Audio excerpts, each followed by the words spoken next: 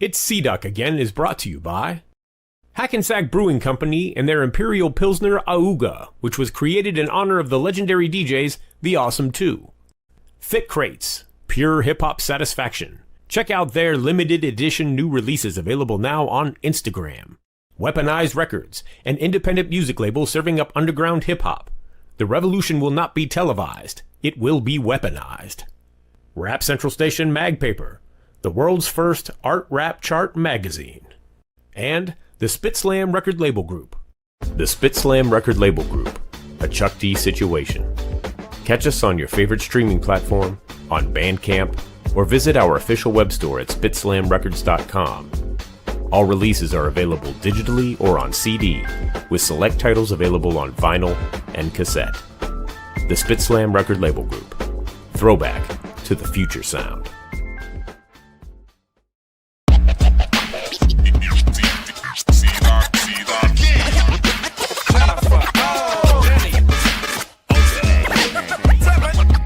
Strutting like a peacock, shouting from the treetop. Deep roots like bebop. Once again it's C-Dot. Chock-a-block, sonic, phonic, freedom, rock, boxing. Shock, jock, flatline, hip-hop outfoxing. Ultra mag flossing, Jetty O bossing. Channel Zero watching, awesome friends blossom. Caution to the wind as the soul buck spins. Rip the microcosm, knocking down duck pins. Props from within, and when Chuck drops in, we shine like the light, cause life is paper thin. It's Tuesday, begin to learn from your kin, bringing uncut gems. It's C-Doc again. It's C-Doc again.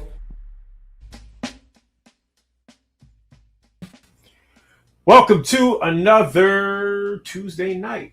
Hope everybody is doing well out here in Channel Zero land on the YouTubes. Welcome to C-Doc again. I'm your host, C-Doc. Man, the chat is already getting crazy out there. A lot of old friends around. Soulbuck in the house. Is that right? Wisdom Beats. Of course, my buddy Nick. Knackworth, Dan, Vengeance. Great to see you guys. Got a cool show lined up tonight. Hope everybody is ready. First up, got to introduce my co-host this evening. He has the dopest account on Instagram. If you don't follow him, you're a sucker and you're missing out. Ladies and gentlemen, the Culture Clip King, Ultramag 7. Doc. What up, bro? I'm chilling. It's so crazy. I'm looking at the chat. Yeah. Rise from Spit. Beat Slope that's my jam. So that's my jam. That is my jam. So yeah. Yeah. We're in here. We're in here, yeah. Yes, sir. That's what's up. It's gonna be yeah. I don't know enough about. I know some Hangar 18 because my crew, the Impossibles, we played with them back in the day. And I know a little bit about Adam's Family, and I was checking out Reverberations of a Dead Man's Ego today, that album. But I got a lot to learn, so I'm ready for the stories. You ain't up on Words Hurt? You ain't. I'm telling you, man. There's a lot to get through. There's a lot to get through. All right. So, not gonna waste any more time. We're gonna bring our guest on.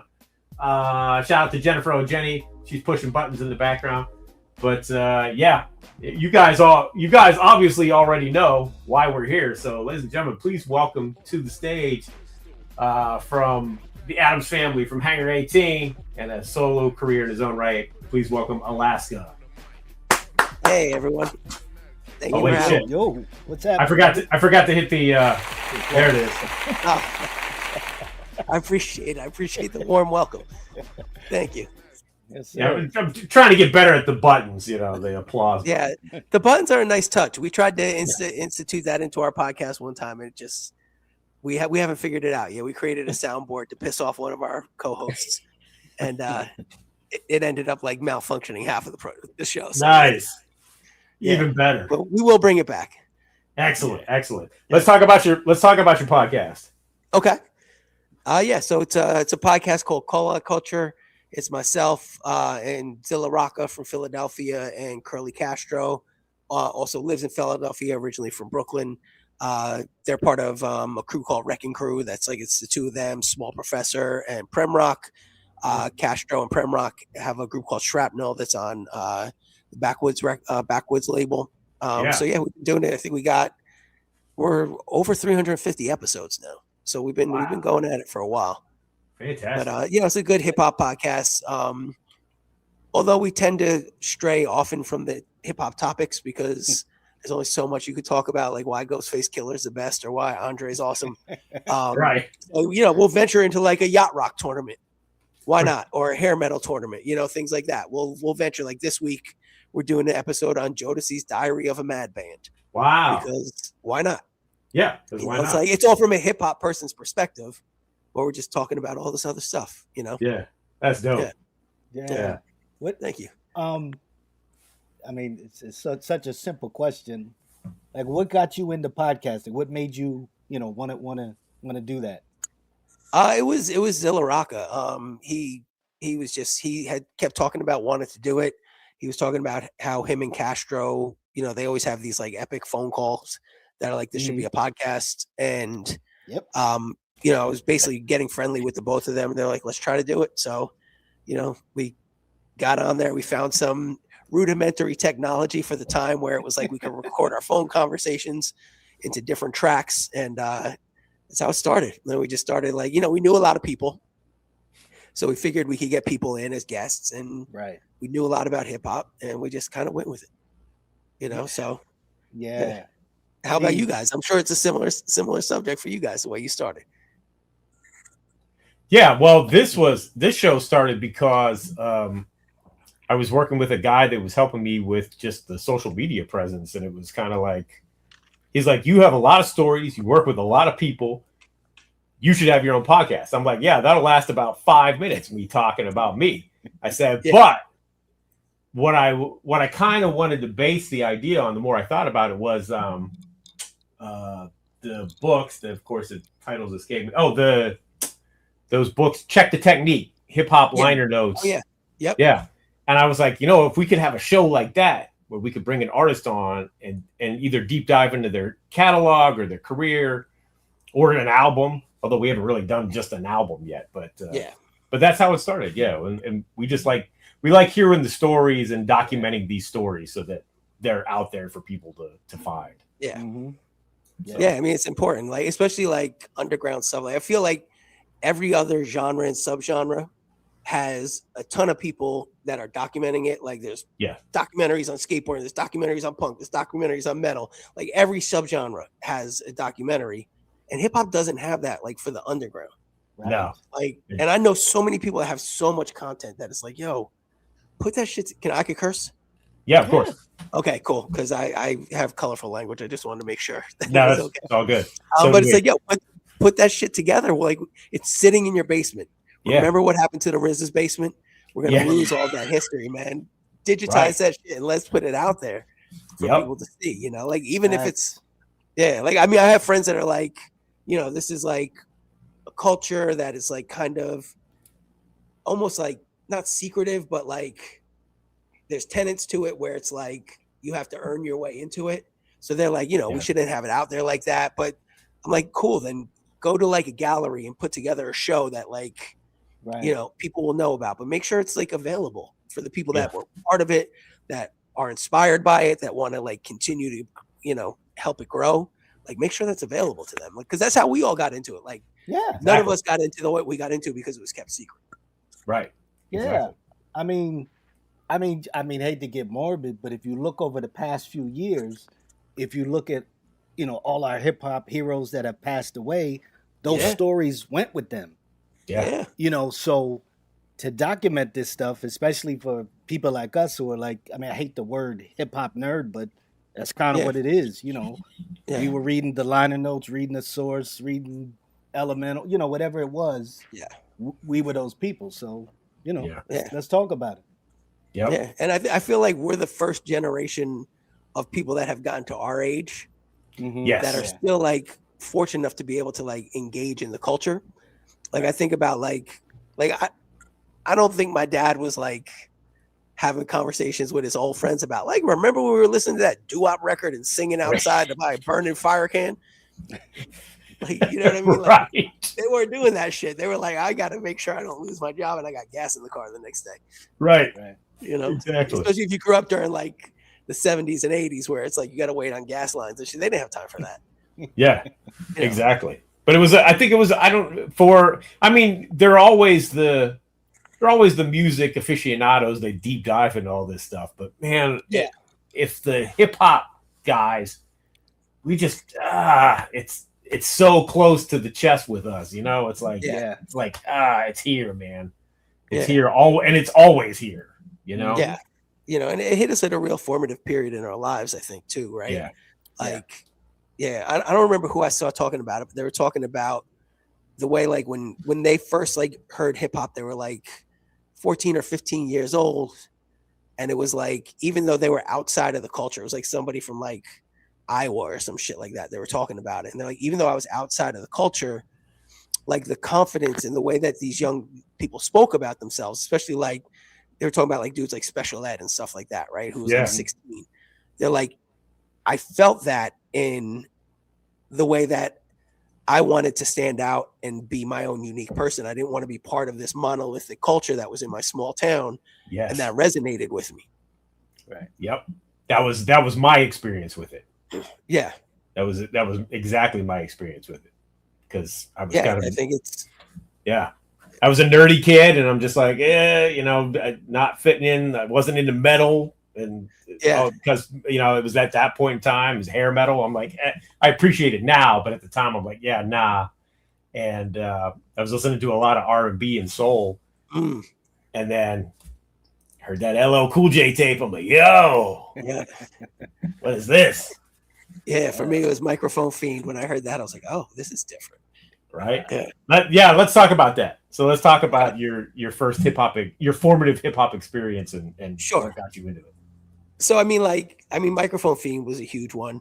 Like, I still have very fond memories of, I used to wrestle when I was younger, being like at a wrestling tournament, like an all day tournament. You're just sitting around all day. Yeah. And sitting with like my homie Ted Singer and my homie Jimmy Real. And we would just sit in the bleachers and recite Microphone Fiend to each other all day. Like, that's how we would pass time, just like reciting that song back and forth.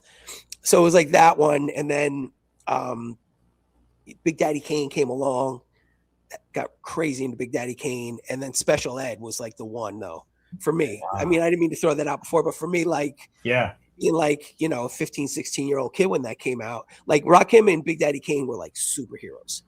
Right, I was never going to be those dudes, right? I knew that. Right. I was like, I could be that kid. Yeah. Right. I was like, I'm really skinny. He's really skinny.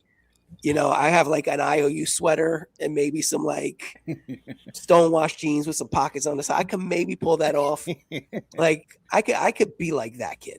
So like that was the one that made me like really dive in. And then like, you know, De La Soul came out and they were just regular ass dudes. Like a lot of regular ass dudes were always the ones that like took me to my next step in hip hop. Yeah. Did you immediately gravitate toward emceeing, or was there something else that you got into first? No, I didn't even try to rap for like another 5 years. Oh, okay. That. Like the first time I ever rapped was when a friend of mine was like, I want to do an answering machine message that's a rap. And I was like, I'll try it. And that was like the first time. But then it was like another 3 years before I even tried to rap. And it was Del the Funky Homo Sapiens. I wish my brother George was here. Oh, man. That got me, because I was like, I'm the same age as that dude. I know what it's like to have like loser ass friends sleeping on my couch. I know what it's like to have to take like a bus 2.5 hours to get to White Plains just to go get like some Jordans or a tape. Like I know all those stories you're telling. I know like what it's like getting high and like being bored. Like I know all that stuff. So I could write about that stuff. Not as good because, you know, Del is Del, but I could write about that stuff. And that's like the thing that launched me into writing. Because I used to want to be a stand-up comedian. And I think that the two skill sets are very similar. Like, especially back then, like, you know, you're just setting up punchlines. Boom, boom, boom. Like that was the whole thing when you were writing back then. So it was like a very similar skill set. Yeah, that's true. I never thought of it like that. Yeah, that's crazy. Yeah. So when you started rhyming, when did you start to take it seriously? So, I mean, it if I had to put like pinpoint a time, I think it was probably around 94, maybe, that I started taking it seriously. But it was always like a set of coincidences that just kept like riding to the next thing. It wasn't like anything I ever planned. Like I never planned to be, in my 50s talking about my rap career. Right? Like I never thought anything was going to happen. But I started freestyling a lot in college. So it was like me, my homie Bistro, my homie Ben, we got like this karaoke machine that had like, so we would record like a 90-minute maxell of instrumentals, smoke some weed, drink a little bit, and then freestyle all night. So I got really good at freestyling. And I was an RA, so I got to put on cultural events. So I was like, I'm going to put on open mic nights. And it would just be like, a bunch of like weeded out rappers freestyling in like one of the dorm like study rooms. And there was this dude that came to campus, this kid named Bill G from Queens. And everybody was enamored by Bill G because Bill was nice. He was like crazy nice. And he had been on Stretch and Bobbito before he came to campus. Wow. And we were the only 2 white rappers on campus. So he was going around battling everybody and burning them. Right. And he came to the open mic night. He's like, he told me this later. He's like, I came with the intention of taking you out. And I saw the way you were rapping and I liked it. So like, I would decide I would rather build with you than battle. So anyway, he introduced me to the New York Poets Cafe. When they had like the nights that Bobbito hosted. And we went to, sorry, my voice is like, I'm getting over a cold. So I apologize about my voice. It's all good. Yeah. Yeah. We went to this place. It was called El Puente High School, and they held like a special fundraiser. All that version of all that was the monthly hip hop showcase that they had at New York Poets Cafe. We went and we got picked to rap. It was Hangar 18, the original iteration of Hangar 18 was myself, Wind and Breeze, and this dude Analytic. And we'd never performed live. We freestyled in front of people we knew, but we never performed in front of a room of MCs. So I was wild intimidated. Like I remember just like I rapped looking at the ceiling the whole time, couldn't look at anybody. And I finished my verse and Bob tapped me on the leg and was like, yo, that was dope. And gave me dap. I was like, oh my God. Like I don't ever have to do anything again. I made it. So that was like the thing that was the moment that I was like, I'm going to keep on doing this until I don't, like, so we started doing that. We started meeting people, started getting more shows, had those moments where we get booed off stage and that energizes you to be like, fuck them. We're coming back and we're going to fucking murder everybody. You come back, you tighten yourself up, you get to a spot, you get booed. It's like just working your way through the reps to get nice. So that's kind of how it started. And then, met Adam's family and sorry about that. Met Adam's family. And then, we put out a record. I was like, cool. We put a record out, did that. Started doing shows, started putting on my own shows. So it was always like just these things that kept happening. Yeah. I mean, I know we were making them happen, but it was like, it was never a plan. Like there was never like this plan of like a career. It just kept like one thing just kept leading to another. So it's like that state of motion creating more motion really. Then that's kind of how it went. Yeah. When you first hooked up with Adam's family, how deep were they? Because there was a pretty big crew there for a minute, right? It was, yeah. So the crew was started by Vast Vortal, this dude Osiris Cloud. He's the guy that did the artwork for the Cannibal Ox record. Yeah. And then this other dude named Genesis. And Genesis was nasty. He was on Stretch and Bobbito. He was like in the mix to kind of like take off. When Wild Pitch, I think it was Wild Pitch, was like looking to sign somebody, it was between him and OC, and they picked OC. Wow. So it was like, that's how close he got. And then he ended up going like overseas to play basketball. He was like 7 foot tall. It was crazy. Wow. But they were like 30 deep. And like Vast and Vortal just kept putting people on. Like we just kept putting people on. So yeah, when we joined, they were like 30 deep. And then we eventually had to like cut it down because it was like, there was only 8 of us that were active. And like we kept like having beef because some dude that was like somebody's cousin was claiming Adam's family, and none of us even knew who the fuck it was. So it was like we were like, all right, none of these other motherfuckers are in Adam's family. Like if you're not at this meeting next week, you're not in Adam's family. Right. And that's kind of how it became the crew that got known as Adam's family. Got you. It's always been, this is just you talked about Vast, but this always trips me out. Vass rhymes the same way that he talks, and it's like He does. yo, It's wild. It's so He's like Tone Loc, bro. Yeah. He should be doing cartoon voices with that voice. absolutely. Yeah. I can hear. Absolutely. Yeah, like you could picture that dude like dressed like a bear with jeans and no shirt running around with fast voice. You could definitely see that. Yeah. Oh man. Okay, so you said you were talking about the original iteration of Hangar 18. How did you guys come back to that? How did we come back to Hangar? Well, Hangar 18 was incorporated into Adams as a group. Yeah. So, like, if you see the original Adams Family stickers, it's like it's just a series of groups. Right. So, Hangar 18 was one of those groups. We always kind of wore Hangar 18. Analytic. He ended up him and his I guess ex-wife now. They end up getting pregnant in college, so he had to step away. Focus on family, and then it was just me and Wind. So, at that time, I had just finished college, and Wind. He was like going to community college in the city, but then he left to go to New Paltz to finish his last 2 years. And that's where I did my undergrad as well. But I was home by that time. So I started working on solo stuff. And that's like how Hangar 18, like the Hangar 18 that people know got started. Because I started working with the dude Paul, who did all the beats.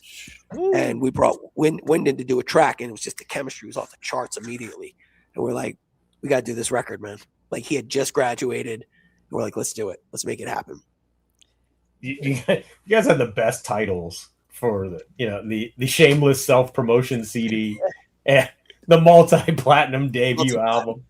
I mean, we figured with that name, they would have to say it in every single review. Right.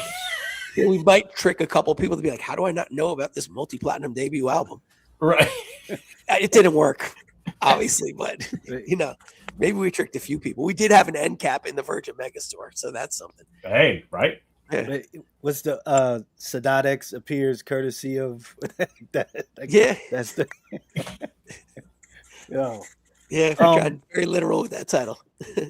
How there's so many like just MC duos, and sometimes it's like either they both sound the same, or there's such a difference in them both, and you guys don't sound the same, but you guys bounce off each other. Like it's when you hear your songs, it's so good. You guys go back and forth, and I'm like, yo, these dudes are incredible. Like, how did you guys get that chemistry together?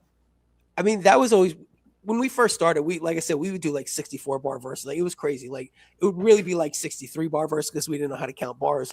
But we just started like. So one of the things about Adam's Family, those motherfuckers never wanted to rehearse. Like if you Cannibal Ox, I don't think I'm telling any tales out of school. They have a reputation of putting on horrible shows, man. Right? Like, because they didn't rehearse. Like Adam's Family didn't rehearse. So like it would get to the point where Wind and I were like, this is whack. We can't keep doing this.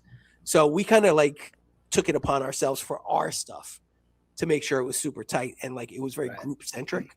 So, and I think we were really inspired by what A Butter and L Swift did, like when they would go on Bobbito and just like that back and forth trade off. We started thinking about the way like classical groups interact.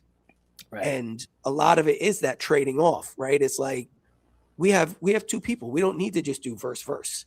We can like go wherever we want to go. We can go line for line if we want. We could do like the whole thing, like Ray and Ghost. All of their stuff is like, when they do songs together, they're like trading off the whole way. Right. So that's kind of what we built it around. And, we were best friends. So we had like the same sense of humor. We had a lot of the same influences when it came to hip hop music. Like a lot of our influences at that time were like Ray and Ghost, Camp Low, Hyro, like a lot of very like wordy and technical rappers that almost the way that the syllables interacted with the beat was just as important as what was being said. Like there was this dance that was happening with the words, and that was real important to us. So, we would sit for hours, like, every night we would get like a giant jug of like Ernest and Julio Gallo wine. And we would just go through that, sitting on the couch with the beat playing for like 8-9 hours and just trade back and forth. Like, we'd both start a verse with like 4 bars and then switch it over to the next person. We just write that way. And it was like, we would plot out the whole song so we knew exactly what we were getting into. But it was just really important for us to have that ability to dance off each other. We also have the same birthday too, so that might have something to do with it. Wow. Okay. Yeah. That's crazy. Did you guys have, or when you write as part of your process, are you able to just write, or do you need the beat first? When I first started, I would just write. So I had no concept of like beat. I just knew I wanted to write stuff and like I wanted to be a certain way. So it was like when we would record, like starting with like Adam stuff, we were really like forcing our words to like land on beat afterwards. Right. So, but with Hangar, it was very much specifically written to the beat. Like we would never start without a beat. Now it's a mix, really. It's like, being an old guy with a family and a career, like I write when I can write. And sometimes that's when I don't have any music and I just like, I'm in the shower. I'm like, all right, that's a line. I'm going to put it in this giant folder of lines. And then, it'll come in something later on, or it won't. I'll throw it out, Like I have a strict policy of getting rid of stuff if it's not used. Like I won't hold something past a project. Interesting. Yeah, because I feel like if it didn't get used, it wasn't good enough. Yeah. Right. Yeah. Speaking of beats, Yes. that's one of the the staple of you guys, and the beats, like they're so dope. Like how did you guys meet or incorporate Paul into it? So I started throwing shows back in like probably that was about 99 to like 2001, 2002.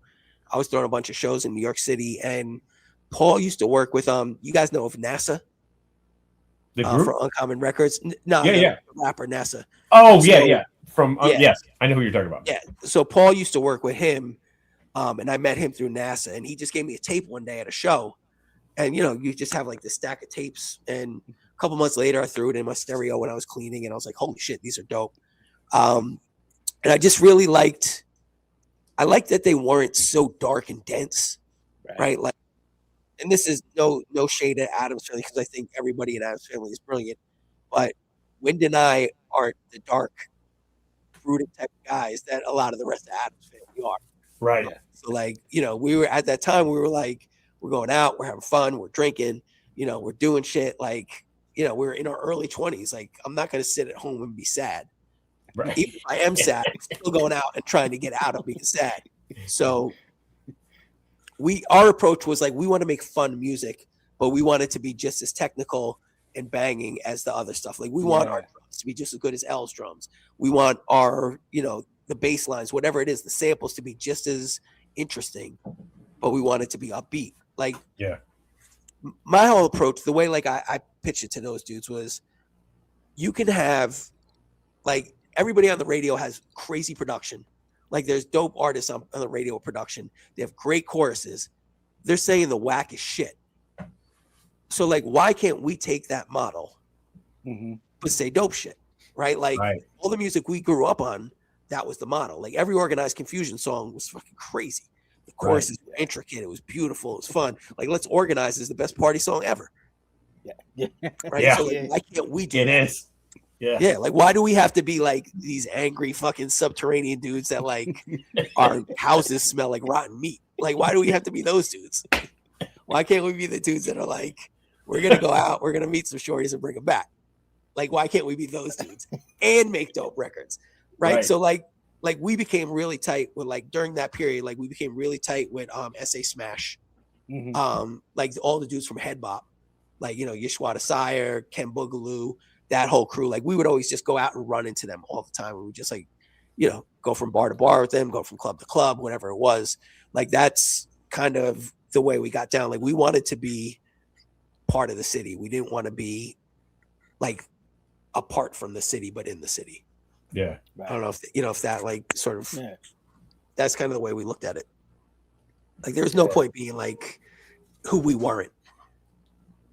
Yeah. You guys sound different than everything that's on Def Jux. Like you guys you guys stand out, Yeah, I mean, I like to think we do. Like, but I think we have the same ethos, though, right? Like, it wasn't like we weren't trying to come soft. We weren't trying to come weak. We were trying to come hard as fuck. But yeah, in our own way. Like, that was the thing that was dope about Def Jux. Like, they allowed everybody to do their own thing, right. as long as you did it hard and you were dope. Like, even like later on, like, you know, they had like that group Chin Chin, which was like this sort of like soul group. Like, I don't know if you guys have heard those records. They're amazing. No, I have to check them out. Yeah, they're like a lot of the dudes that play on like the on the Run the Jewels stuff, like that could do Torbit and Wilder, like they're brothers, and it was their group, and it's just this sort of like cool like soul shit that's like super fun, and you know, they just like they were dope with that. Like, Def Jux was an awesome label to be part of. Yeah, I was gonna ask about your Def Jux experience.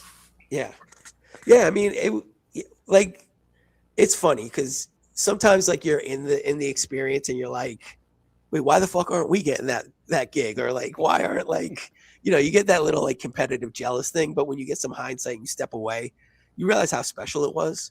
Yeah. Right. Like, everything we got to do because we were on that label. Yeah. Like, we wouldn't have been able to tour the way we toured if we weren't on that label. Like, we wouldn't have been able to go to Europe if we weren't on that label. You know, we wouldn't have been able to sell the number of records we sold if we weren't on that label. And we didn't sell a ton, but we sold more than we would have if it was just us. Right. Right. So it's like, you know, they treated us well, man. I went all over the country like 15 times. You know, I've been to every city. I've been everywhere. And I got paid to do it. It was awesome. I have music in movies and TV shows. Like, I was on MTV. Like, it's cool. Like, we got to do a lot of cool shit. And, you know, it's like, yeah, it was a great experience. Like, it was really wonderful. Well, L is an awesome dude. Like, I know, like, people are like, oh, he's always so mean and he's that, but he's not. He's just, you know, he's the introverted person he explains himself to be. Yeah. And once you get past that, he's like just the sweetest dude. Right. Yeah. Like, and, you know, everybody was like that. Everybody was super cool. And it, you know, we'd run into people all over the place on the road when you're touring with guys. And it was a real fortunate thing to be part of. But the funniest thing is that people think like it was one thing, and it was really just a bunch of nerdy dudes hanging out making music together on occasion. But more than likely just a bunch of nerdy dudes hanging out, like talking about comics or playing video games or watching movies. You know, that's really what it was. It's the same shit everybody else was doing. We just made music sometimes. Yeah. Yep. Yeah. After you guys did the first record, it was about 3 years until the next one. Yeah. How was the process for the follow-up? It was a difficult process. Not so much in some ways creatively, but because Paul had gotten married by that time and he had pulled back. So, you know, we still did a lot of stuff with him, but we weren't all in the studio together, which we were the first time. So it was like Wind and I in the studio. Then we'd send it to him. Then he would send it back to us. Like, it was sort of the start of that everybody working alone thing. Yeah. But we had the album done probably a year after it came out. Oh, and okay. After the multi-platinum debut album came out, we had that record done. Oh, wow. And I think we had a better version of that record done at that point. But we started getting in our own heads, I think. You know, you're sitting with something for like 2 or 3 years. Yeah. You start like questioning the material. You know, you start touring with bands that you don't normally tour with, and you see things that work with their crowd. And you're like, let's try to incorporate that into this song. Yeah. But it's not us. You know what I mean? Like, it starts fucking with your head a little bit. So I'm always disappointed in that record when I look back on it, because it wasn't the pure version of the record that we had. And I think if we put that record out, you know, it still might have flopped. Like, everything flopped at that point of time. But I think we had a better version of it, and we put out a watered down version. But it was an important lesson, because after that, I realized I was never going to put out any music that I didn't 100% believe in. Like, I'm making music for myself, and that's it at this point. Like, if I'm going to make an album that's going to fail, I'm going to at least like it. Yeah. Like, when I look back on it, you know, like when we were listening to the final mixed and mastered version of it, like, there's no going back. And I wasn't sure if it was because I was high, but I was like, this might not be good. Like I had that moment of realization. Like there's just a period where I was like, that like 5-song sequence is kind of repetitive. I was like, I don't know, but I can't change anything now. It's too late. Right.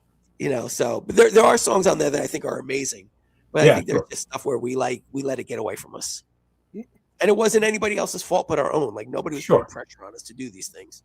It's just, you know, part of the creative process. Whereas the first album was like Hangar 18 against the world. Yeah. Right. It was like, that's always like the way, like, it's like, we're going to fucking show everybody that ever doubted us. Yeah. And the other one was like, well, you know, we could actually go on tour with that act and maybe sell some more t-shirts. Right. Like it gets like real career driven, which is not the best thing for art. Right. Yeah. What were we going to say, Ultra? I was going to say it, you know, to me, it's a more mature record, like lyrically, like, you know, so you can see that growth, like, and that's what I really like about that album. It's like, oh, okay, it seems like these guys got older. It's still, you know, it's still fun and everything, but you know, there's different and deeper subject matter. Yeah, but I mean, but at the same time, like this tongue in cheek type stuff, like, what's the joint with Slug? The club song. I love that. Yeah. So I mean that's like the kind of song where I'm like we didn't have that song on the original version of the record. So that's okay. But I'm not picking that one specifically, but I think like I don't know if the Hangar 18 audience was like, I need a club song about these guys going out and hanging out with Slug and like just being disrespectful to people. I mean, I feel you, yeah. But you guys did it in your way, and then, you know, the end of each rhyme is like this crazy thing, and it's like, that's why it's like the tongue in cheek. And then, you know, I don't know if that got you Atmosphere fans or whatever, but you know. That was the hope. I don't know if it worked. Okay. Based on record sales, it didn't work. But it's not crazy though. Like, you know, Atmosphere is that, you know, it's still underground hip hop. It wasn't like you got Ja Rule on a song or something. Right. I mean, you know, we could have gotten that and then we would have known what's going on during 9/11. Right. You know? Right. But yeah. Could have gotten invited to play the Fire Festival, you know? Oh man, if only. Right? I wanted to go somewhere because you said that. I hope you indulge me. But this is please. Because I was listening recently, and then like what is it? Boombox Apocalypse. Yes. And you talked about the towers and everything, like being in the city. I'll just tell you, I'm from Jersey. So I was in Manhattan September 10th, and I almost didn't go home. I almost stayed at Prince of Superstar's house. I was, you know, but then I went back home, and then we see what happened. But how did it feel being in the city at that time? Like, it was real sad. I mean, that's like the understatement of the year, right? But it's funny. The night before, I was actually I had like a work thing in Jersey, and I was coming back on September 10th, and I dropped my boss off, and she lived right next door, like right a block from like the Trade Center. Drove right by those buildings the night before. But it was like, you know, I went into work, and where I worked at the time, it was like where Broadway and I think 5th cross, like down around 23rd Street, around Flatiron in that area. Yeah. And I was taking the R from Queens, and I went into the back of the building, so I didn't even see anything, right? Like by then the first plane had hit. People were on the street looking downtown. I was like, oh, somebody must have got hit by a bus or something. I went upstairs to the office, and there was like one of the employees was like crying about a plane hitting the Twin Towers and her uncle working there. I was like, some fucking propeller plane hit the Twin Towers? Like, what? That shit happens all the time. Like, what are you complaining about? And then I saw what actually happened. I was like, oh shit. Like, I ended up stuck in Manhattan until like 6 o'clock that night before I could go back to Queens. So I went to like a coworker's house, watched it for a couple hours, and I was like, I can't watch this anymore. And I got out and I walked. She was like on like 13th and 10th, and I walked all the way up to like 34th and 34th or 35th and Madison. There was like this bar up there that I used to go to all the time, and it was open. Like I was gonna try to walk back to Queens, but the bar was open, so I just went in. I got some drinks and got some food and just like watched TV there until they opened the 7 train and went back out. And then by the time I got home, I just kind of like collapsed. So it was like, the emotion of it all hit me at once. Yeah. But walking around like this. So where I lived in Queens, like a couple days later when the wind shifted, all that smell came into Queens. All the burning. Like, so just I would wake up every day with a sore throat. And I talk about it on that song. Yeah. Like, so like with like just walking around the city, going to like Grand Central, and you would just see the walls, top to bottom, every square inch, just like a missing person poster. And you're like, fuck, all these people are dead, man. Like just walking around the city like that, it was just like, it was so depressing. And like my homie Jest from Adam's family, he was going to law school down there. And like he saw bodies falling. Like, it like fucked him up. So it was like anytime we went out, there would be a moment where he would be had enough drinks that it would make him cry, and he would go disappear somewhere, and we'd have to go find him because he was like doing destructive shit, like just stealing like neon signs out of bars and stuff like that. Like it was a weird place to be in, man, at that time. It was rough. Yeah. But like the weird thing is like life just goes on. It always just goes on. Like it's one of those things you learn as you get older. Like the worst thing happens and life just continues. Yep. I got to say this: New Yorkers are resilient, and this is you've probably seen this picture, but there's a picture you see the towers burning, and you see these people. It's like guy on a bike, girl there. They're just it's like talking, like okay, but that was our bass player in Prince's Superstar. Oh and shit! Really? In every 9/11, I put that picture up, but it's like. What's happening, but it's like it's New York City. It's a million things going on. Yeah.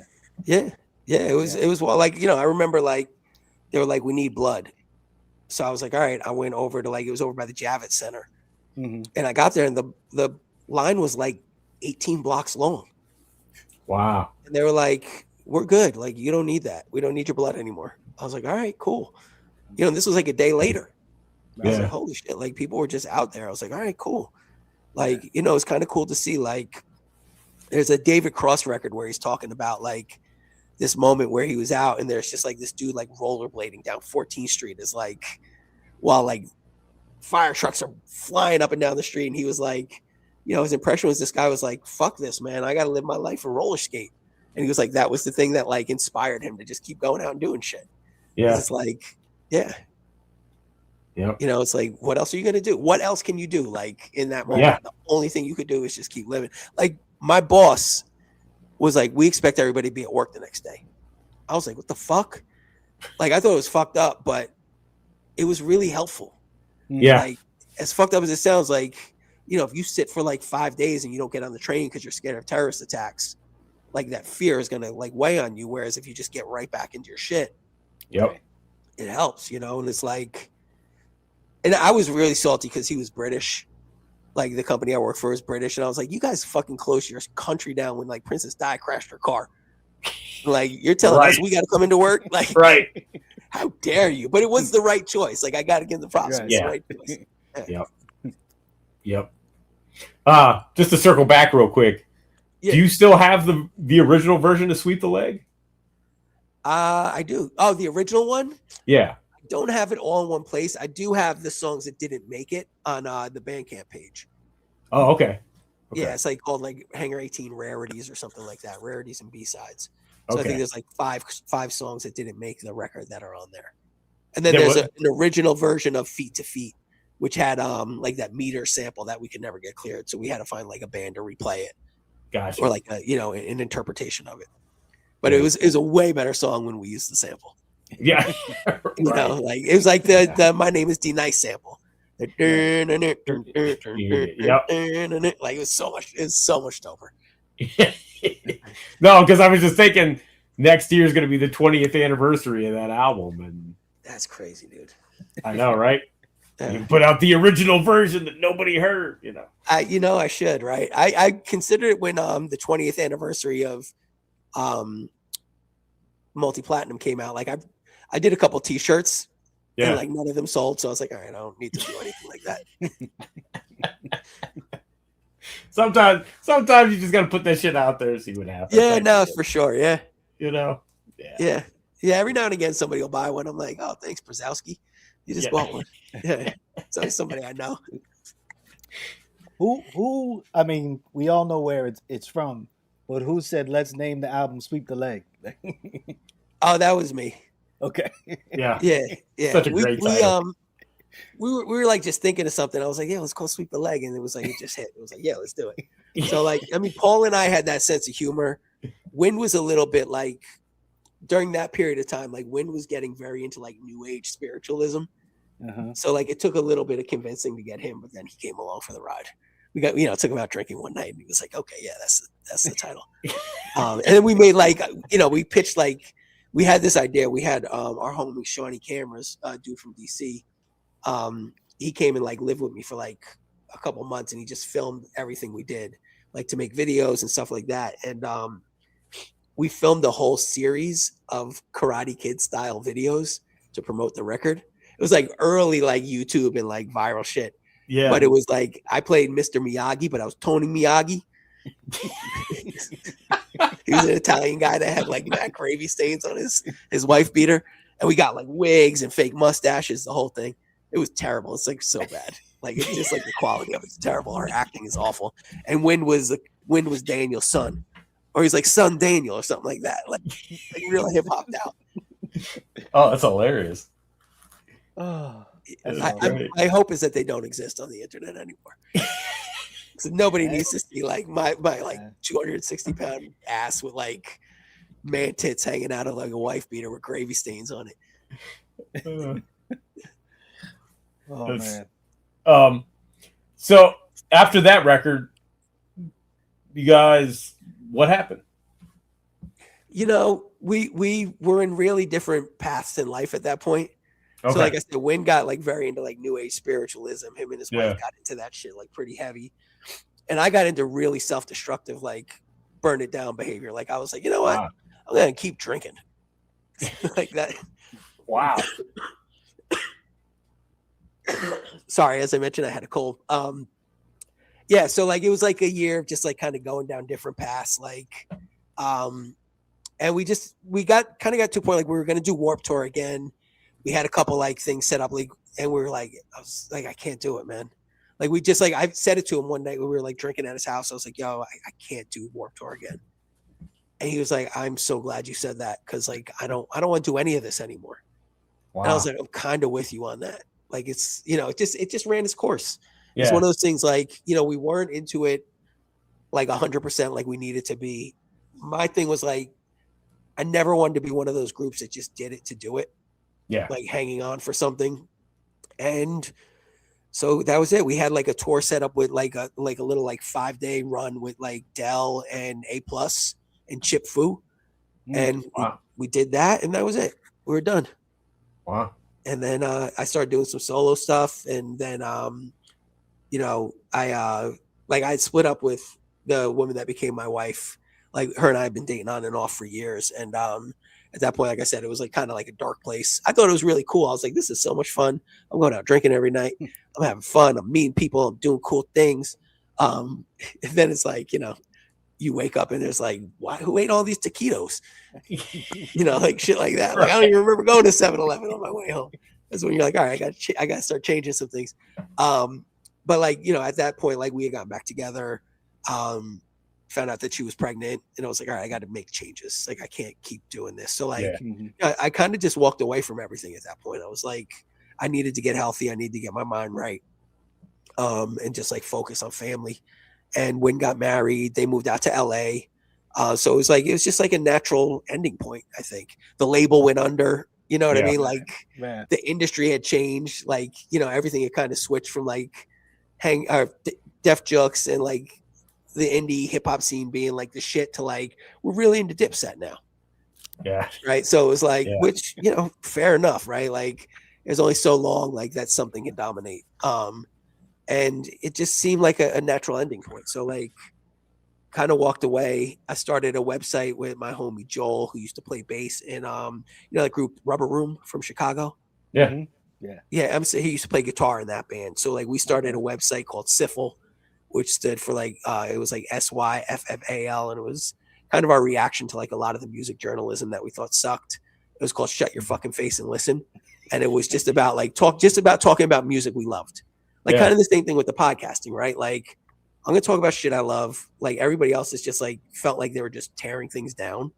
Mm-hmm. We had a really bad Pitchfork review that I took very personally, but they were right when I look back on it in hindsight. But I took it really personally. Like I wanted to fight the guy. So like that was kind of my reaction to that. This is how I'm gonna stick it to the man. Like, you know, do this fucking website. So we did that. I did that for like 4 years.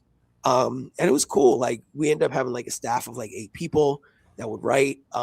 We talked about like just a ton of like indie bands. Like it was strictly almost fully indie. Like, you know, like people would just send us stuff at some point. Like I like punk labels just sending me vinyl. It was dope. Like it was just real. Like I didn't focus on hip hop at all on that site. I like focused strictly on other music. Other people focused on hip hop. But I started getting that itch again. And that's like when I started doing, you know, coming back and doing solo stuff. Like I really started getting that itch. I was like, I started getting like, you know, like a lot of hip hop that was coming out. I was like, this is pretty dope. And I want to like be part of this again. Like Mike Eagle, you know what I mean? Like the Hellfire Club stuff, Odd Future. I was the first person to interview Tyler, the Creator. Like you could go back. Wow. See, I had them on fucking Syphil. Like if you go back to you search Tyler, the Creator and go back to the very first thing is my interview with him. Wow. Yeah. So it's like I got that going for me, I guess. Right. But yeah, but like, you know, I started getting back into it again. I was like, oh, this is like, I found like the fun in it again, right? Like Paul did the documentary Adult Rappers. I don't know if you guys had a chance to see that, but it was basically, he went around interviewing. The idea was like, you know, you've built this career in this industry that's sinking. Like what now? Like this is your life. Like your whole life is this. And it kind of like showed like everybody was going through the same thing at that time. It felt like everybody was really disillusioned. Everybody was like, you know, it wasn't what we hoped it would end up being. And we all did that film. We did all the interviews, but the common theme was that everybody was coming back to music, right? So it was like some of the first footage of Jay Zone playing drums, like Breeze Bruin coming back to rapping, like just all these people coming back to it. And it was like, I think we all found the thing that we originally fell in love with that was kind of lost to us when it became our source of income. Yeah. Right. Because especially when it's not like, when it's like a source of income where you're like, shit, I don't know if I can make rent on this source of income. It becomes a really stressful thing. So, you know, we kind of all went off and got careers. Like Bruin's a teacher, you know, like everybody's doing something else. And it freed us up to just be creative and not have to worry about like, is this going to sell? Am I going to like be able to get a tour? Am I going to be able to do this? Like, I'm just going to make music because I like making music. Right. Yeah. And it's crazy like how many people came back to it that way. Yeah. That's probably for the best. Yeah, I think so. You know, like the best times I ever had rapping was when like Addams Family guys would like get on the phone after writing like, you know, 300 line verses and just kick them to each other. And we'd have that like painful smile on your face because you're like, that's so fucking dope. Like, you know, and then you want to go home and fucking beat them. And that was like the best. It was the best. Like there's nothing better than that. Yep. You know, so it's like, that's what it came back to. Like I wanted to make music that would make my friends have that smile. So is that where He's the PJ, I'm Alaska came from? As far as the title, definitely. Yeah. Yeah. So I think that was do you know the dudes up in Albany, like Dez and Dude Computer, like the whole like Pig Food Records label? No, I don't know them. Yeah, they're just like some dudes from Albany that I met at Scribble Jam, I think is when I first met them. Okay. But, you know, they're just like cool ass dudes from Albany that make rap music. And they put out a record with this dude, PJ Katz. It was like called 92 Renault. And it was just dope beats. It was like just like kind of throwbacky, but had a new feel to it. And we had all been talking about doing a record together. Like they wanted to do a record with me since they knew I was back. I was like, I will only do it if PJ produces the whole thing. Because I was just so enamored by his beats. Like the type of beats they have work really well for them, like the Dez and Dude Computer and all those guys. But they weren't things that I wanted to rap on. But PJ Katz's beats I wanted to rap on. And he he was a musician, so like he played a lot of the parts. And that's kind of how that happened. He just sent me a pad and I just started writing to it. And it ended up like kind of being one of those things where it was like done for 3 years. And like, because they were like a small indie label, it was like they were going through their own shit. And at one point I was like, either we're putting it out or I'm taking it back. And I'm putting it out myself. They're like, all right, we'll do it. Let's do it.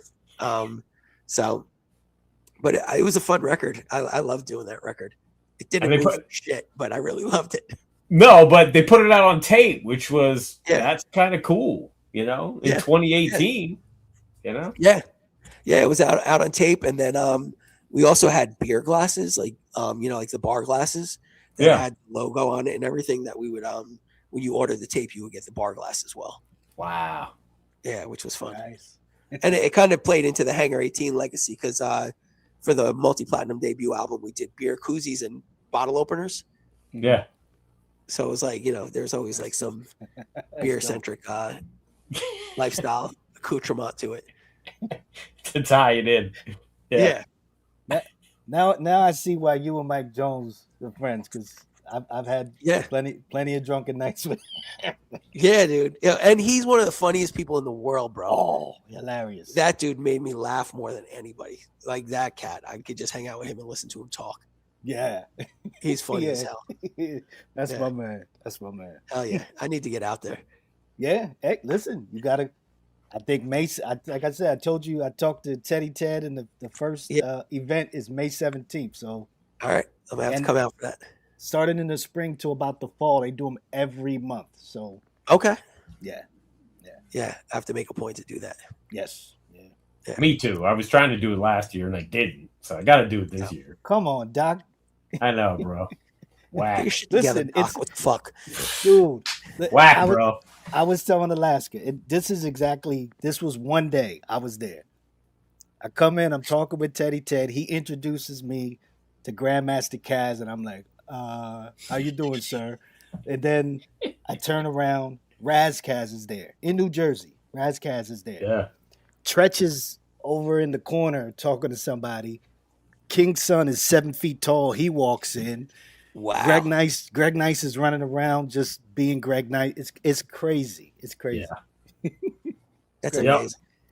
Yeah. Dude, I think Tretch is the like most slept on rapper of all time. Oh, Tretch is like people just don't talk about him enough, man. Like, that dude, he could rap better than everybody. Listen, Tretch has that, obviously the flow is ridiculous. Yeah. But listen, Tretch gave everybody rap hands. Tretch is the original. Yeah. Yeah. Him and Fife. Everybody. Yeah. Yep. Fife too. Yeah. Yeah. Yep. Yeah. Well, we just put out a record with a new Chill Rob G set going. Tretch is on it. Wow. That I produced, and it was just like, that's amazing. Yeah, man, it's crazy. We did an episode on Naughty by Nature like a couple of years ago, and it was like one of those things. Like, I haven't listened to him in a while, right? Yeah. Just going back and being like, all of these songs are so good. Every hook is amazing. I think that's why he doesn't get the shine, because those were such big records, and I think they were kind of thought of as like, oh, it was kind of like a pop record because they were big records. But I think it's that, and it's also like the porn. Well, yeah, okay. Yeah, that might have something to do with it. Yeah, good call. But not to judge the man. I'm just saying. No, yeah. Not take away from his artistical merit in either genre. Right. Yeah. Exactly. Yeah. What were we gonna say? But, it's kind of like when Big Daddy Kane came out with Taste of Chocolate. You're like, I've seen a little too much of Big Daddy Kane. Yeah. That is making me uncomfortable to go back to this music. Don't get me talking about Kane. I know. And then he was in Madonna's Sex Book, and Yes, yeah. with Vanilla Ice. You would, with yes. Mortal Enemy. Yeah. Yeah. Yep. Yep. Were you gonna say something, Ultra? Oh, I wanted to ask him about Words Hurt, and Yeah. and like so that's with Langvo, right? Yes. Yeah. How did that come about? So that actually came through Siffle. Langvo used to write for Siffle. Like he used to submit music to Siffle, and then we brought him in to write. But I always liked his music. I thought it was dope.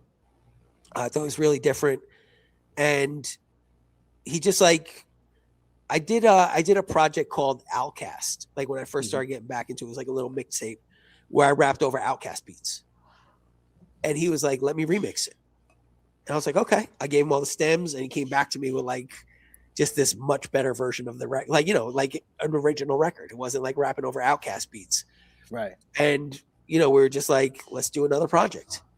So it just kind of kept happening, and it was like the way we would do it. We would do every single project that way, right? So it was like one project would be like, I'm just taking all Lil Jon beats and I'm rapping over them, and I'm going to give you all the stems, and then you make beats.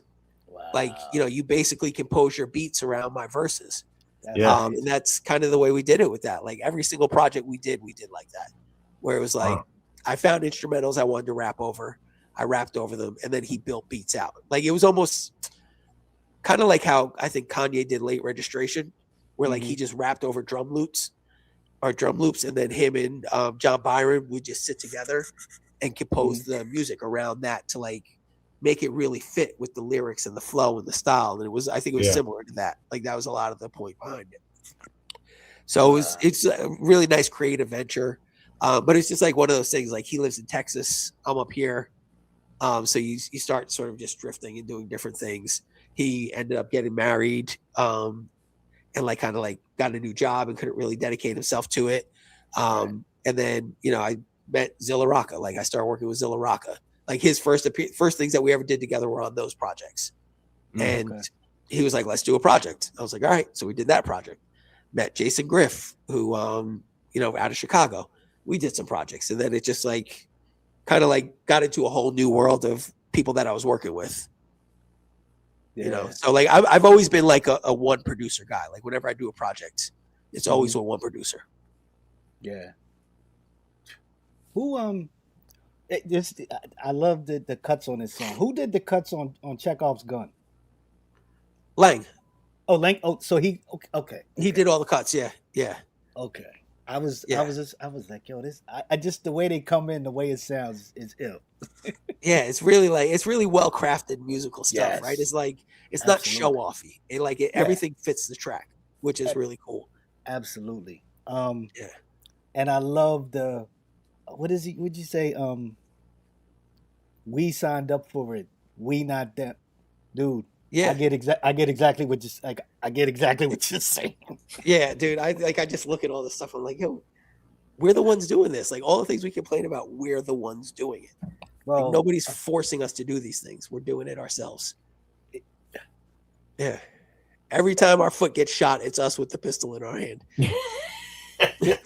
I don't want to go off in a tangent, and I don't want to go here, but I feel like, especially a lot of us that were part of like that indie scene. Yes.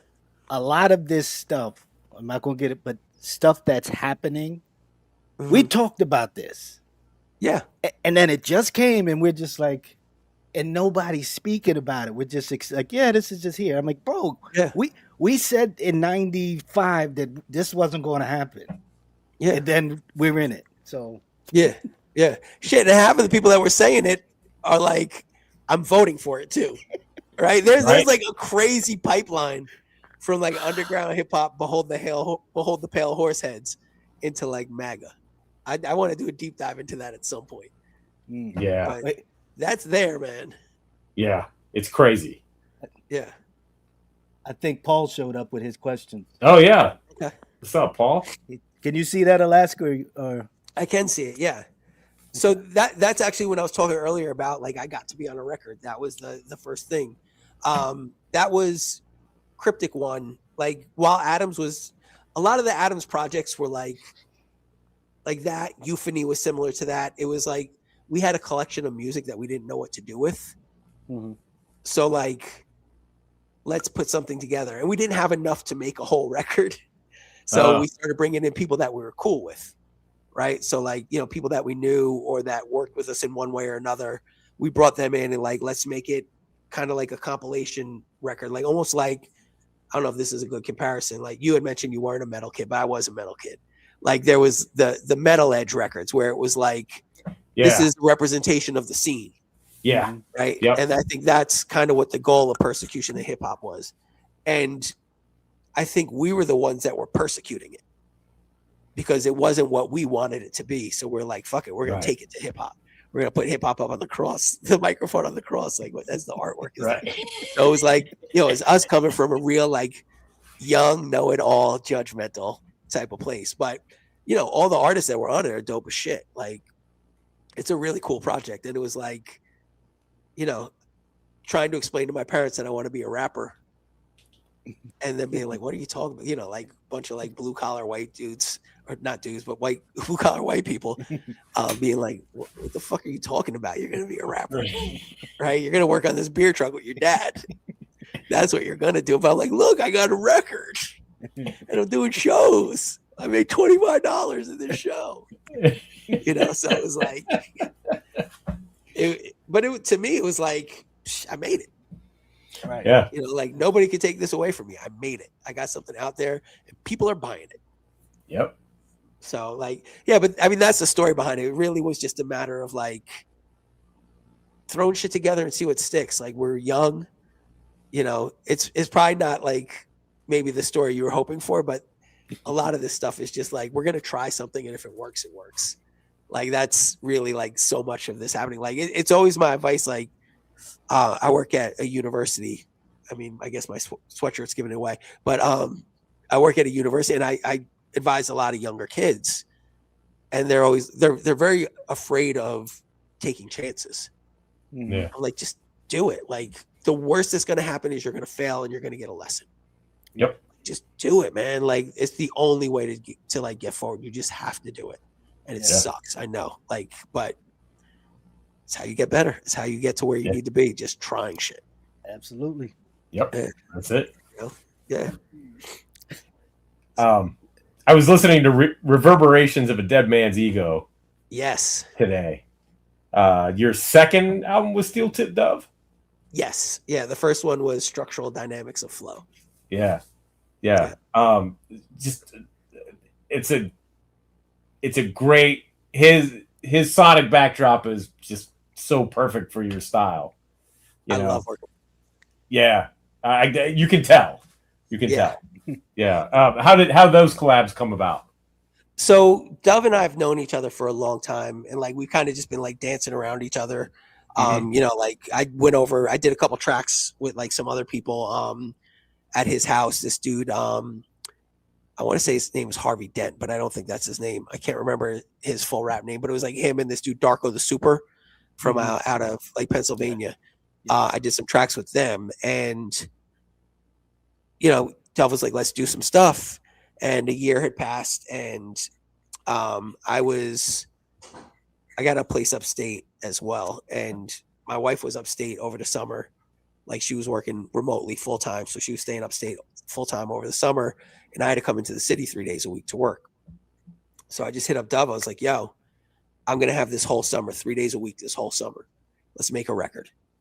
And he just started sending me packs, and like we just started writing, and it came together in like 8 weeks. It was like, boom, it was so easy to work with him. You know, and it's like, it was really the joy of being able to work with somebody in person. Yeah. Like really helps the process, right? Like so much of the work that we do is like everybody's in different states. So it's like, you don't have that immediate connection on working with things. Right. So like, you know, I could do something and be like, do something here, like tweak this or put this sample in there. Let's see how it works. And like, you could just start building that creative juices keep flowing. And it's like, it's just a real natural process working with. We got our third record done. Nice. So yeah, it's in the process of being mixed right now. Nice. So I'm pretty stoked on it. Yeah. Yeah. And Is that the next thing coming? The next thing coming is the second Cargo Cults record, which is myself and Zilla Rocca. So that's actually going to come out on his label, on Steel Tip Dove's label as well.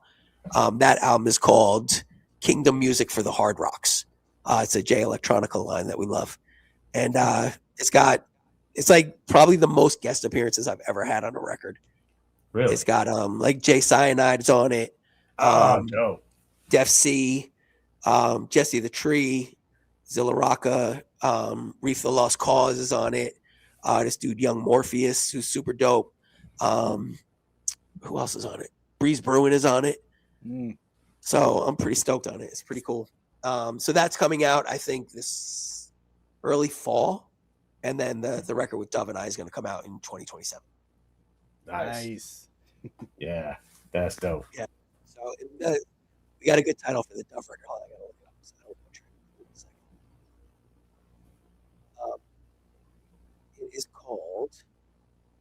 Sorry, bear with me. I got so many goddamn playlists. Where the hell is it? This is good podcasting. It is called.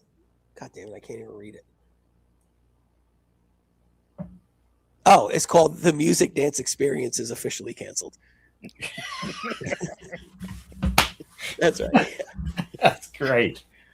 Oh man, That's great. So all of our records are based on lines from TV shows. So like structural dynamics. If you ever saw the show The Patriot, which I highly recommend, it's like one of the best shows I ever seen. When we first started recording, Dove was like, "You have to watch this show," and I put it on, and it was like a show called The Patriot about a spy. I was like, "This is gonna suck," Right. but it's really like this weird dark show that's like crazy dark humor. It's got like Kurtwood Smith from that 70s show. Oh. It's got the dude that played Locke on Lost. Like it's dark. It's really dark humor. It's great. But the whole thing is this guy's a spy, and he has to work for this like company that does like technical work on pipelines. And there's a book in the story called The Structural Dynamics of Flow. And I was like, that's the most underground rap album name ever. Oh yeah. Such a great title. And Reverberations of a Dead Man's Ego is from that show Foundation. I was like, that's the coldest line ever. And it was like, Right. you know, a lot of the themes on that record had to deal with like imminent death, which is like, you know, kind of tied into that line. So yeah. And then this one's from what's that Apple show that everybody's psyched about where they all work in like a basement, but then they have lives on their own. I'm blanking on the name of the show because I'm old. Is it Severance?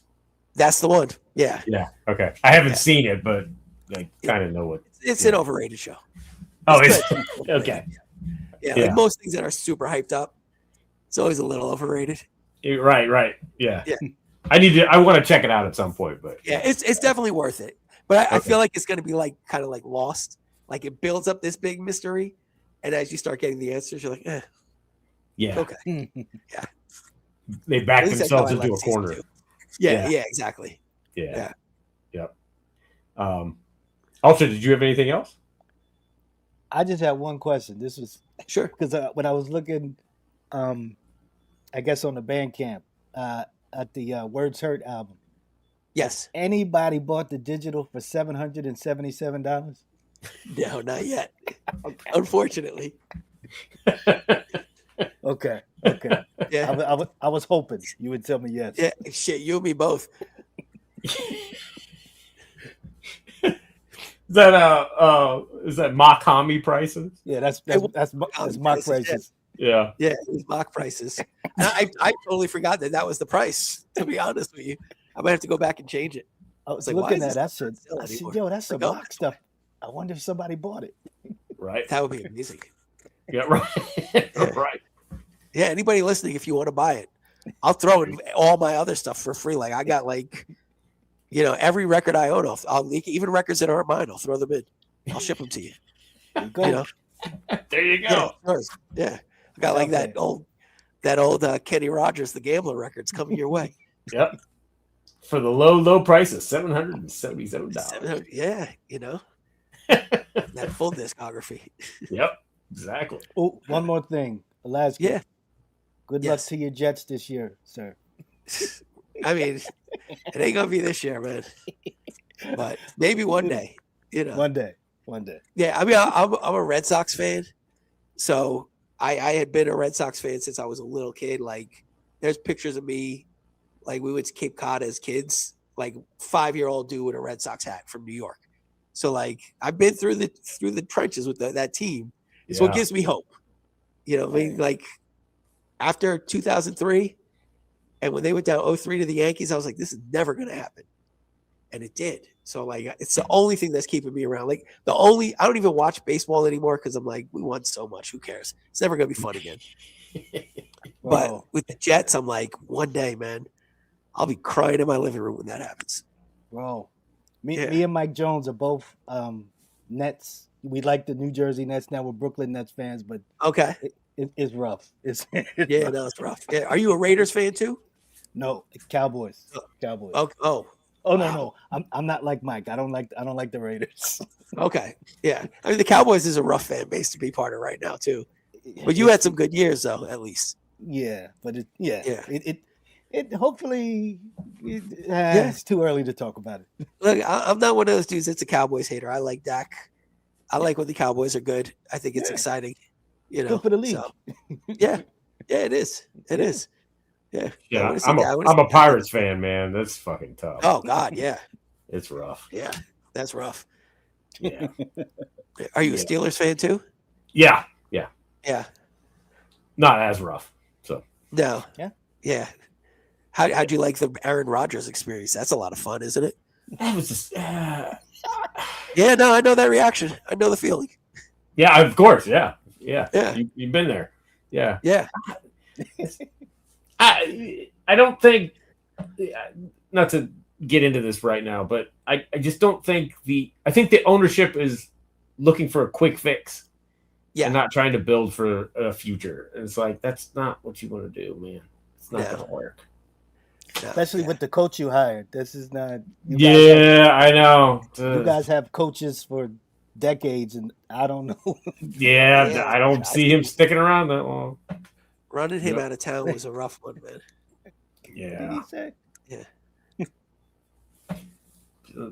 Wait, what does that say? Is it true? Oh yeah, I was there that day when that happened.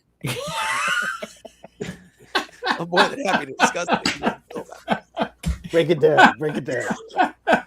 So we were at Cryptic's house, and those dudes were all out there. It was Soul, Dose, Alias, rest in peace, Alias, a couple other dudes from like Anacon, and it was like me, Vortal, Cryptic, and I think that's it. Like, and then a couple of Cryptic's friends who didn't rap, and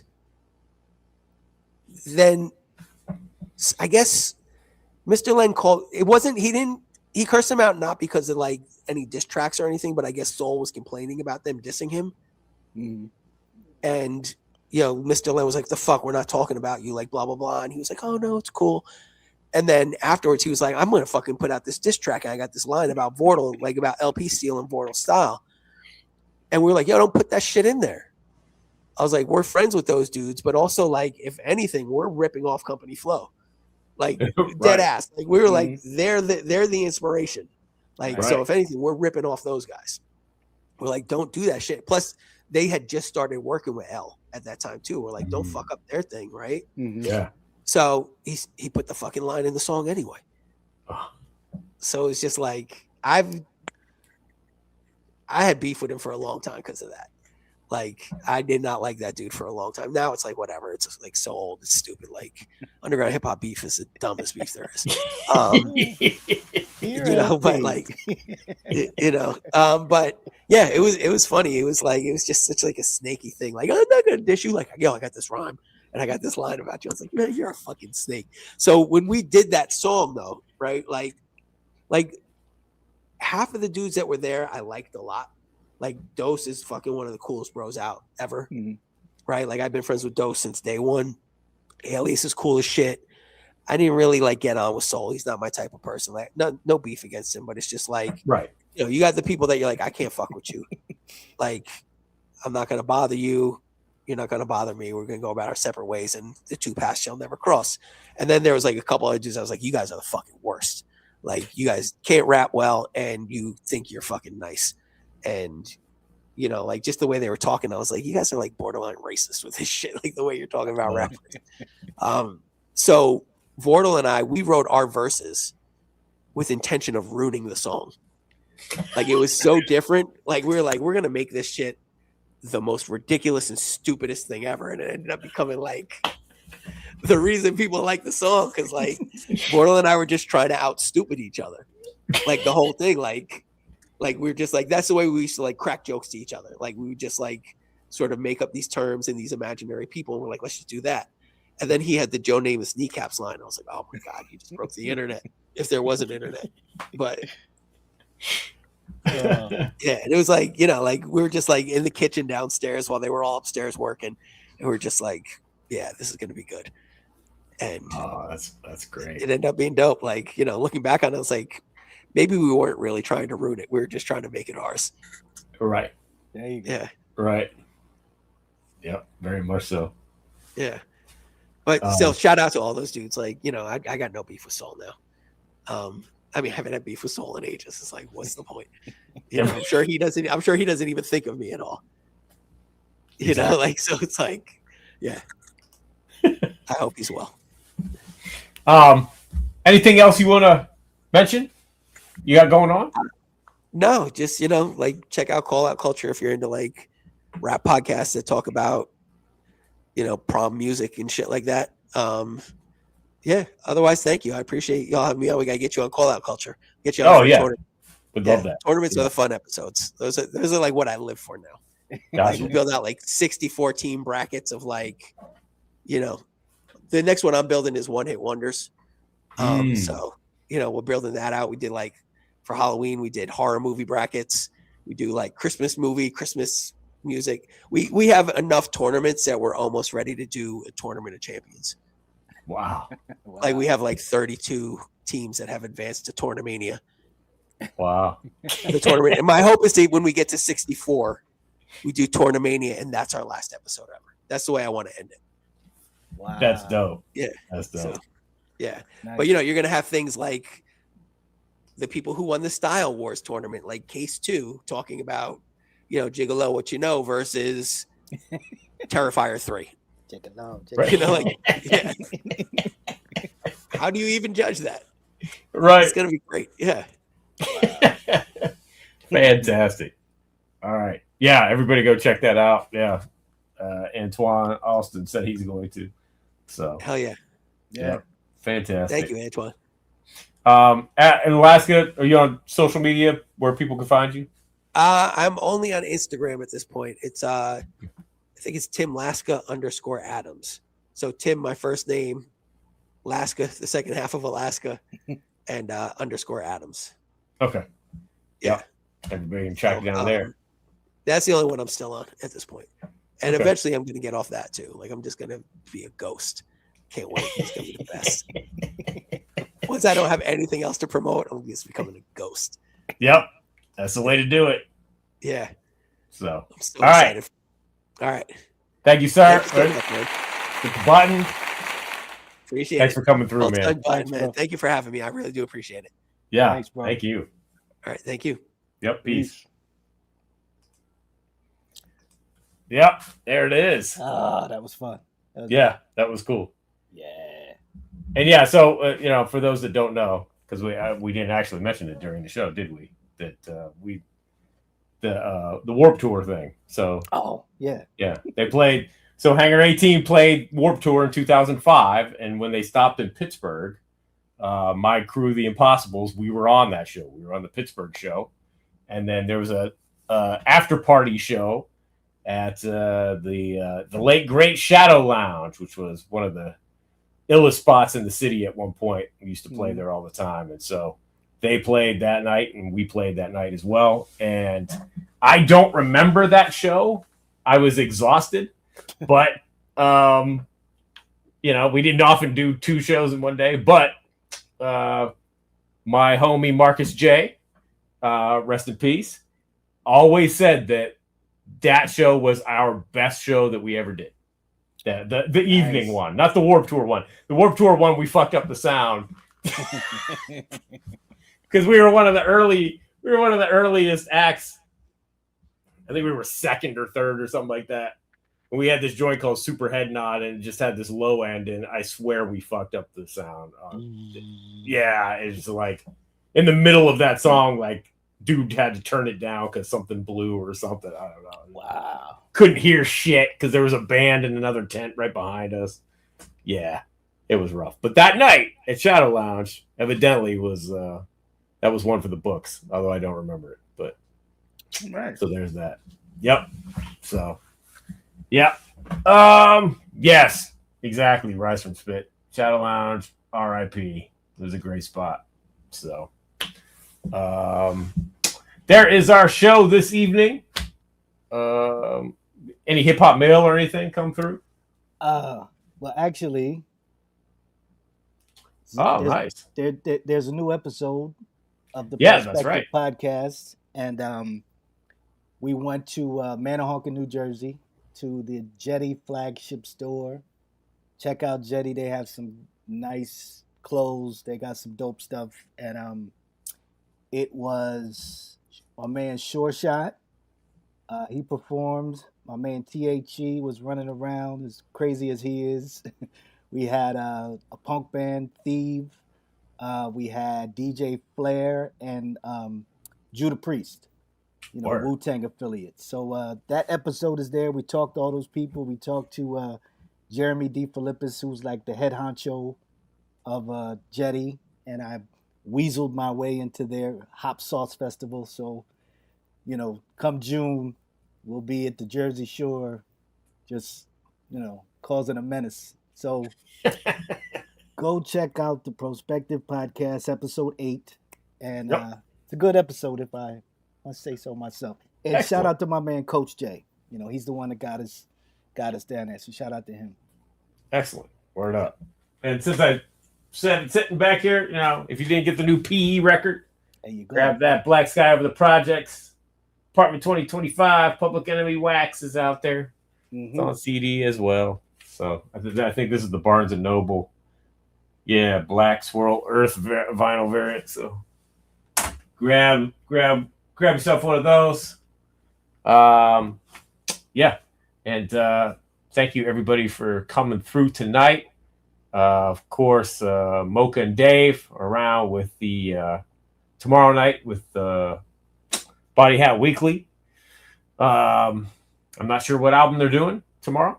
But then Soul. Shit, I almost forgot the new show. B-Side TV. Yes. On Friday.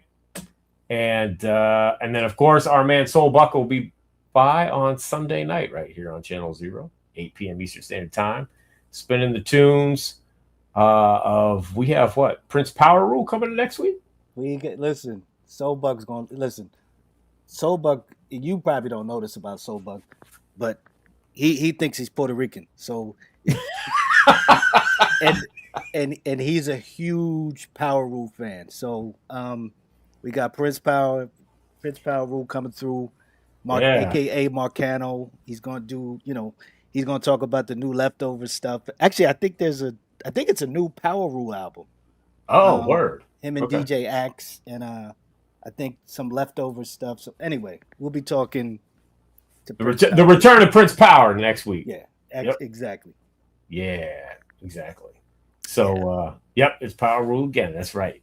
So, yeah, join us next Tuesday. And for that, we'll be talking to the Prince himself. Hello, Jennifer. Oh, see, Knackwurst, ask and you shall receive. There you go. There you go, Stewie P. Power Rule will talk all night if you let him. Man, bro, we've had a couple of guests that, Listen, I know some people that could talk all night on this podcast, but I'm not going to say nothing. Exactly. Right. We love them anyway. So yes. Thank you, everybody, for watching live, everybody watching on the replay. Please like and subscribe. We got plenty of great other stuff here, interviews, other fantastic content here at Channel 0. And, we'll see everybody next week for another episode of It's C-Doc again.